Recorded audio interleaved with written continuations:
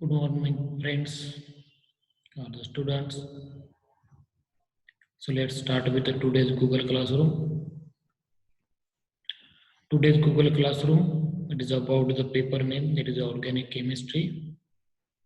Paper number is 7 and the name of the chapter or the unit is phenols. Today, the topics we have to discuss are the Gattermann synthesis and the Riemer-Tiemann reaction. These are the two name reactions. These two name reactions we have to study in this or the today's Google Classroom. Gattermann synthesis and the Riemer-Tiemann reaction. As in a previous Google Classroom, we have already known that, or in an introductory Google Classroom, I have explained that what are the phenols. So these organic chemistry phenols they are also called as phenolics. Phenols are the class of the chemical compounds or the organic compounds. They consist one or the more hydroxyl group, but this hydroxyl group is attached to the aromatic hydrocarbon only.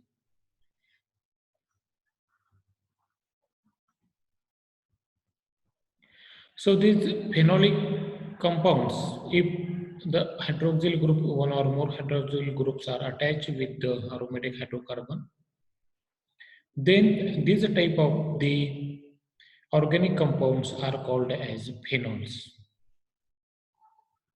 or the phenolic compounds. As the number of the OH group attached to these aromatic rings, these phenols or the phenolic compounds are classified into the simple phenols or the polyphenols. So it is this classification, it depends upon the number of the OH group or the hydroxyl group attached with the aromatic ring.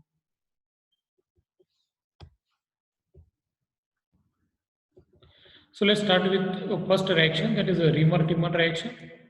So what is meant by this Riemer-Tiemann reaction? So Riemer-Tiemann, it is a chemical reaction used for the orthoformulation of the phenols. Simply, it is a reaction of the phenols. With simplest example being conversion of the phenol to salicylaldehyde. So by using this Riemer-Tiemann reaction, we can convert the phenol to the salicylaldehyde. The reaction was discovered by the Karl Riemer and the Tiemann. These are the name of the two scientists.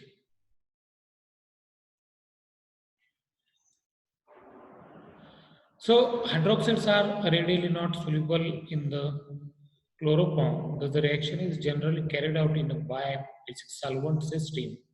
In the simplest scene, this consists of an aqueous hydroxide solution. Aqueous hydroxide means the solution which is dissolved in the water. Organic phase containing the chloroform. The two regions are therefore separated and must be brought together for the reaction to take place. This can be achieved by the rapid mixing, phase transfer catalysis, or the emulsifying agent. Use of the 1,4-dioxane as a solvent as an example. The reaction typically to be heated or to initiate process. However, once started, can be highly exothermic. So this reaction is highly exothermic. So this general reaction given, general reaction or the Riemer-Tiemann reaction is, so it is a phenol. And this phenol, structure of the phenol, it is on reaction with the chloroform or in presence of the base. So it is converted into the salicylaldehyde. It is the structure of the salicylaldehyde. So this aldehydic group, it is attached to the ortho positions of the phenol. Then what is the mechanism of this Riemer-Tiemann reaction? Let's see the mechanism of this Riemer-Tiemann reaction. First, the This chloroform, it is on reaction with the base. So there is formation of the uh, intermediate takes place. So it is called as carbene.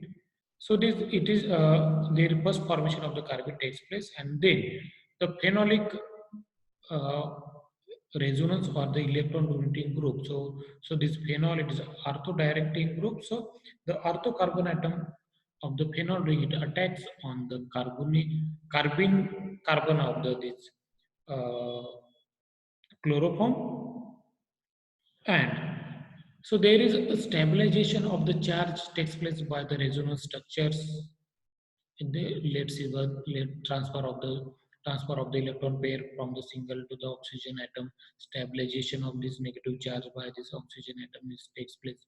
This oxygen atom stabilizes the negative charge or the unstabilized structure. And lastly, the removal of the proton. The removal of the proton is takes place with the chlorine atom, and there is a removal of the hydrochloric acid is takes place. And finally, there is formation of the salicylaldehyde, or there is a formation of the aldehyde group takes place. As so, how this phenol it is converted into the salicylaldehyde by using this chloroform and the base. Next reaction is Gattermann synthesis. So what is this Gattermann synthesis? Let's see what is this Gattermann synthesis. So in a Gattermann-Koch reaction, named after the German chemist Ludwig Gattermann and Julius Arnold Koch, the variant of the Gattermann reaction in which carbon monoxide is used as instead of the hydrogen cyanide. Carbon monoxide is used. Unlike